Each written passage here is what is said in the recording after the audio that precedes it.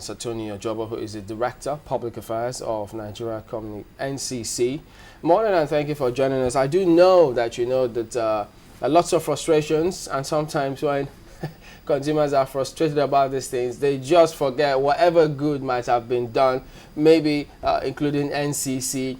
What's the latest now? Because the last time we spoke about this, NCC was going to come up with this, is it KPI test, and as such that whichever company fails that test will again be fined. What's the latest position on that? Well, thank you very much, Chamberlain. Well, of course, yes, you're right. The service providers were fined for not meeting with our key performance indicators. Of course, you're aware that as of January this year, we had our key performance indicators gazetted, and that gave us the force of law to enforce those the provisions of those guidelines.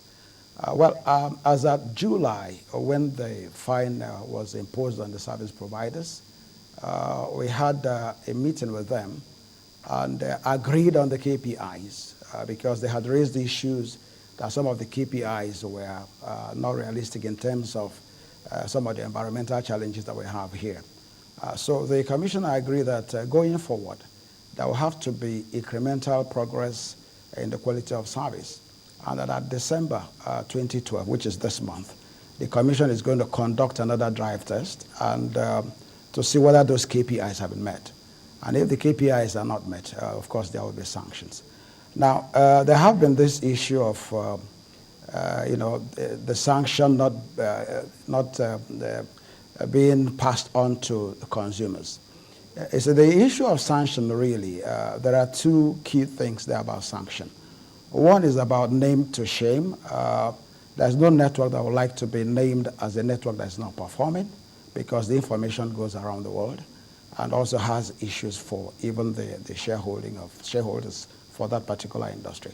So it's not just about the money, but it's name to shame. And we believe that sanction is supposed to be a deterrent, not a rent-seeking thing or trying to make some money, but just to deter service providers from offering the kind of quality of service that is not acceptable. Of course, we would agree with you and with the Nigerian consumers that the quality of service is not what it should be as envisaged by our key performance indicators. Of course, the service providers have tried to show us their plans, of the planned expansion in their networks to contain the issue of quality of service. But of course, in the course of the year, after the fines were paid, we had challenges in some parts of the country where you had issues of vandalization of base stations and even towers. And that had implication for the entire network and putting pressure on the quality of service. But however, some repairs have been effected in those locations. And of course, going forward, we believe that the quality of service is going to get better. Now, I would like to say that there are two key things that will happen that would put a lot of pressure on the networks to improve on the quality of service. And one of such is the number portability, which is taking off in the first quarter of next year. Now, as we speak, the number portability operator has completed installations and also integration going on between the data center and the mobile number operators' equipment premises. Now, what will happen is the test is going to last between now and January. At the end of the test, the number portability regime is going to commence. And what this is going to do is that it's going to put power in the hand of the consumers. Now, because what you have today is what you call probably a forced loyalty, where consumers are stuck to their networks because they wouldn't want to lose their contacts and all of the people that have known them over the years on that particular number. But when people now have this power of choice to move from one network to another network, we believe that service providers will be under pressure not to lose numbers to their competitors. So that in itself, we believe, is going to, in itself, bring self-regulation even in industry to the extent that consumers will actually become the king. Now, the other If thing that is if you also... allow me comment here, Mr. Ojobo, perhaps let's Yes. just come in here. Now you talk about the consumer being the king, but for loads of Nigerians, that hasn't been the case. A situation whereby you talked about choices. Nigerians are left with no choice in this particular matter. It is only in this country for now that you get to see people have more than one telephone number or operator as its service provider, because they feel that the NCC has not been able to do all of that you just highlighted, to the extent that they become king and just stay loyal to just one operator. Well, Sulaiman, I think, yes, I'll agree with you to some extent. But you see, some of the environmental challenges we have also here, in some of those countries you're comparing us with, they don't have those kind of challenges. A situation where we don't have the infrastructure. The challenge of quality of service is the challenge of infrastructure.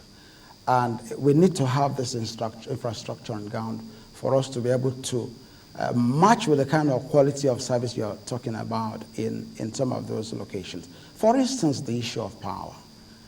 In some of these places you're talking about, power is given.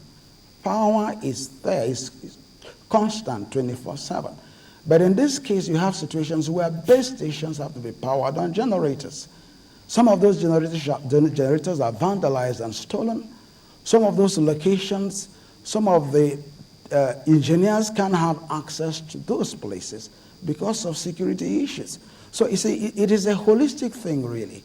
Now, we have challenges, and we believe that as these challenges are being contained, it will also impact on some of the other sectors in the country. But that is not to say that that will be an excuse for the networks, because I believe also that networks will have to make alternative arrangements on how to contain some of these challenges.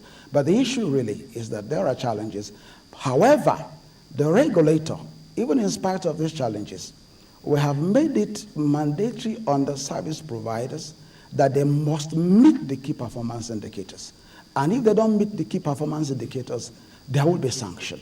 One of the ways you can regulate an industry is to have laws and apply the laws. And those laws are the sanctions that we apply when the networks are not meeting up with the standards that we require. And that's exactly what is going to happen. At the end of this month, if the quality of service are not met, if the key performance indicators are not met, there will be sanctions. And that is one of the ways we can checkmate this issue of poor quality of service in the networks. Okay, you talked about earlier about sanctions being deterrent. Now, what if the offender is not deterred by the sanctions that you impose? Well, I will say to you that it has been a form of deterrent, because after the fines were imposed in July of this year, all over the world, the news was there. And you see, these networks, most of them are not just operating in this country. They're operating in other nations. And those kind of things really is not good for the bottom line of any organization. So it is about, no credible institution will want their names to be associated with poor quality. Because, I mean, they will probably want to go to other nations where they want to ask for licenses. So we believe that these kind of things really will help to checkmate, the service providers and ensure that they provide the required quality of service. There is also this issue of that the money was not passed down to the consumer. So why did that not happen? Now, we had looked at that. Now, if that money had been passed on to consumers, what will have come to each consumer was going to be 10 naira. And we believe that 10 naira is not sufficient for service providers not to give Nigerians good quality of service.